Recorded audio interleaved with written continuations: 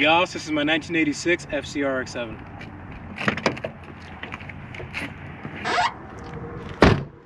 Okay, so a little history on this car. The guy I picked this up from inherited this from his uncle, and his uncle had this thing since the late 1990s, so he's really only the second owner before me. And for whatever reason, this car ended up sitting for about a decade without running or driving, and we all know what that does to the coolant seals with the 13B. It's probably going to be a horror story when we tear that thing apart.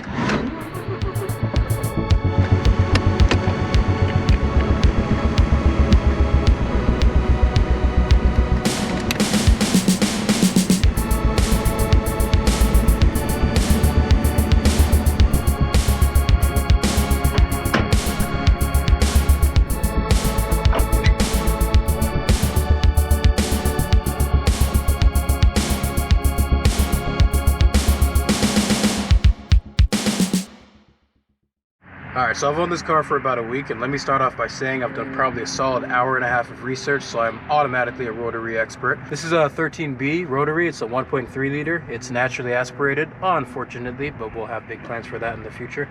A couple things we're dealing with so far is this thing definitely has a blown coolant seal. One of the ways I know that is I firstly checked the thermostat, pulled that out, threw it in hot water. It's supposed to open at I think 180 degrees, and I had it at least 200 degree water and it didn't open up. So that was definitely initially robbing the engine of coolant, which probably could have blown the seals. But realistically, the reason why these coolant seals blew is because this car sat for about a decade. The coolant does have water in it. It's kind of diluted 50-50. It's distilled water and concentrated coolant. And what that water does to an iron block is it'll rust out after a short amount of, not a short amount of time, but after a few years, it'll look pretty bad in there. So with that said, first order of business is going to be strip the interior out of this thing, then pull the engine out, re-weld the underside, take the rotary apart, redo the apex seals, which we'll all have to learn how to do. It'll be a learning process for sure. And then most importantly, replace those coolant seals. But it's pretty clean in here. It's pretty stock nonetheless, which is pretty uncommon for a car of this age. Usually people like to mess around with wiring and stuff like that, but everything underneath here looks pretty stock. I mean, it's even got its original fan shroud. All the wiring looks untouched, which is super good. There's no rust on the strut towers or anything up here in the front quarter of the engine, which is really good to see. Surprisingly, this thing doesn't have oil leaks, but I mean, I'm no rotary expert, so I'm not sure if 13Bs suffer with oil leaks or anything like that, but this engine's pretty dry up top and down below, which is really good to see. But yeah, this is the engine bay. Alright, next one we'll cover is the rust. If you work at Taco Bell, this probably looks like the bottom of your guys' fryer, but it's not. This is the rocker panel of this FC. Unfortunately, it's got some rust here at the back corner, and it's got rust going from here all along the underside underneath the door sill, along the pinch weld. We'll have to have a video restoring that once we pull the interior out of this thing. So this is by far the worst spot for sure. The fender wells, which are made out of metal in this car, already look like they're in pretty good shape, so that's good. We've got a little bit of rust coming here at the back part of the quarter. The back side looks good.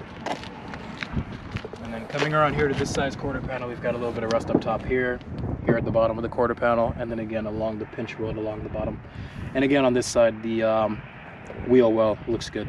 Not a lot of rust in there, which is good. So for the most part, it looks like the structural part of this car is in good shape. The front and rear subframe both are rust free, which is good. Lower control arms up and rear are both rust free, which is good. So is the differential and a lot of metal components underneath.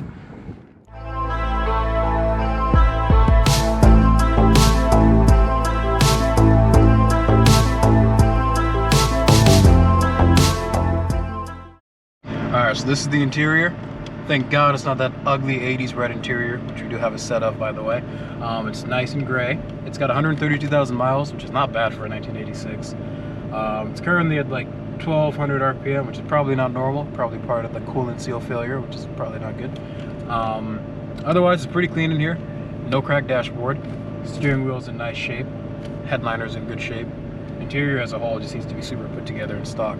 Alright, so this appears to be a fairly stock Fc Rx7. A couple things I've noticed that are out of the ordinary are, first of all, this is a 5-lug car, which I think is out of the ordinary because this is an S4 Fc Rx7, which means it's a pre-facelift. It's the early model, and the later ones are considered the S5. So I noticed front and rear has 5-lug conversion, which I don't think is factory. Another thing I noticed about this is it definitely had some paint work done to this door. It's got some overspray on the mirror, it's got some paint coming on the inside of the mirror here, and there's a little bit of fading over here where it looks like somebody did a bad blend job on the paint. So aside from those couple of things, this car seems to be fairly stock, but as we're owning this thing and looking into it, we're finding a few things here and there.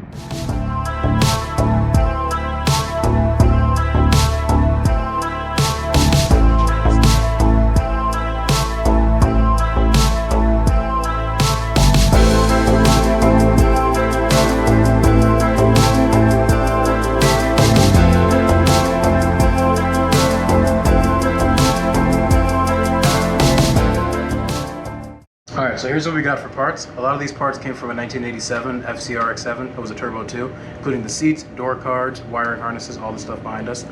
First, I want to give a huge thanks to Evan Eggers. He's a good friend of mine who donated us all of these parts for our Project FC, and they'll definitely go to good use. So thank you, Evan, for that. All right, so starting out of the left here, we've got a full clutch pedal assembly for be a good candidate for a manual swap. Ours is already manual, so I'll probably just clean this thing up and sell it. It's got the clutch start sensor and the brake light sensor on it as well, so it's a complete unit. Next we have the HVAC here. We've got a blower motor here in the middle. Not sure what these two pieces are, so that's the main fan unit. I'm not sure what that piece or that piece are, but I believe the one in RFC is in good shape, so I'm not sure if we're going to end up utilizing this thing, but again, we'll clean it up and keep it in good shape and just kind of store it somewhere in case we end up needing it in the future, considering these parts are getting hard to come by. So it's definitely a good thing to have extra. Alright, so aside from the seats, a lot of the stuff we're working here is a lot of just OEM factory parts, including this wing here. This is the factory FC wing. We've got a shift boot there, climate controls, center vent, and also the little, if you want to call it infotainment, little 80s digital screen that lets you know low coolant level, low washer level, and stuff like that. All the warning light instrument panel. We've got an extra one of those. We've got some sun visors. Super cool thing we've got is a Turbo 2 cluster, which has got a factory boost gauge in the corner, which we're definitely going to hook up. So that's a super cool thing to have. Factory wheel. Coming towards the back here, we've got two seats, and they're red, which is awesome. We'll probably end up using both of these after we clean them up. Luckily, they don't seem to have any sort of tears or anything in them. I think they're in really good shape. Next, we've got some factory storage bins, which are pretty cool. And then lastly, in the corner, we've got the door cards over there. Alright, so I don't really know what's all in these storage bins because there's just a whole car in this basement. But out of the corner of my eye, I just saw an 88 Turbo 2 ECU, which is freaking sick. We're definitely going to use that. Now everything else in the storage bin is going to look boring compared to that. So in here we've got a full wiring harness or two, speaker units for the back, speaker grills, dome lights, a bunch of miscellaneous stuff like that. In the second storage bin, I can see right there, we've got a fan clutch in the bottom corner. I believe there's a water pump in there as well. Some air intake pieces, seat belts, a few interior bits here and there. Good Lord. Not really sure what that is, but we'll probably end up using it. And then lastly, in this last one, we've got some OEM mud flaps, a few more interior pieces, a couple more wiring harnesses, and that's about it for these totes with FC parts. Nothing too crazy. Alright, this concludes our intro to our 1986 Fc Rx7. A few things we've got planned in the future are engine teardown and rebuild for the apex seals and the coolant seals. That'll be a full project we'll have uploaded on our channel. Next thing would be interior removal for the underside restoration, since we don't want to catch the carpets on fire. So it's always best to take seats out, take the sound deadening out, take the carpets out. Definitely have a full respray planned in the future. We're thinking a dark metallic green just to make these body lines pop, but that's still in the air. And yeah, just stay tuned and we'll have this thing's project up on our channel shortly.